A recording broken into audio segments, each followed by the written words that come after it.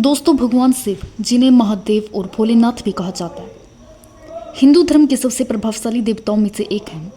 उनकी महिमा और कथाएं अनंत है। यहाँ उनकी एक बहुत ही प्रसिद्ध और प्रेरणादायक कथा है जो मैं आज आपको सुनाने जा रही हूँ। दोस्तों, शिव और माता पार्वती का विवाह एक विवाह की कहानी नहीं है, बल्कि कठिन तपस्या और अडिग विश्वास का प्रतीक है। माता सती के आत्मदाह के बाद शिव अत्यंत वैराग्य में चले गए थे। उन्होंने दुनिया से नाता तोड़ लिया और हिमालय की गुफाओं में गहरी समाधि ले ली।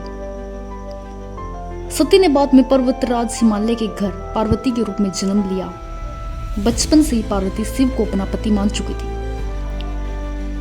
दोस्तों, माना जाता है कि जब माता पार्वती को पता चला कि शिव समाधि में लीन है और उन्हें पाना असंभव है, तो उन्होंने राजसी सुख त्याग कर घोर तपस्या शुरू की।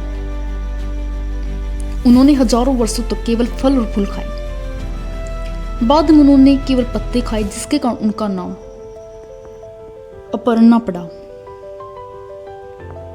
दोस्तों, माना जाता है कि अंत में माता पार्वती ने जल और अन्न का पूर्ण त्याग कर दिया। पार्वती की भक्ति देखकर शिव ने उनकी परीक्षा लेने का निर्णय लिया।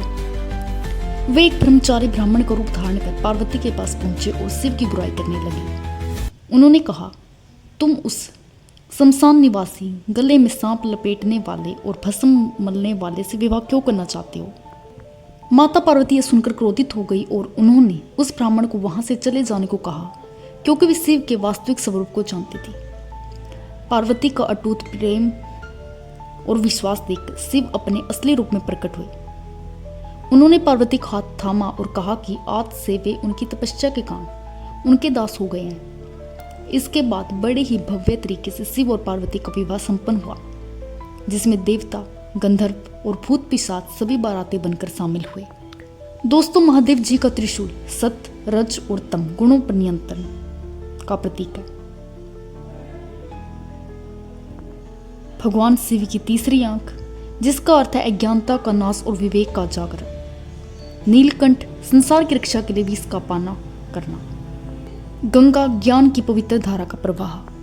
दोस्तों, ये कहानी में सिखाती कि यदि हमारा लक्ष्य पवित्र हो और संकल्प दृढ़, तो हम ईश्वर को भी पा सकते हैं। दोस्तों, अगर आपको स्टोरी अच्छी लगे तो लाइक कर दीजिए और कमेंट में हर हर महादेव जी जरूर लिख दीजिएगा। मिलते हैं एक और नई स्टोरी के साथ। तब तक आप अपना और अपने परिवार का ध्यान रखिएगा।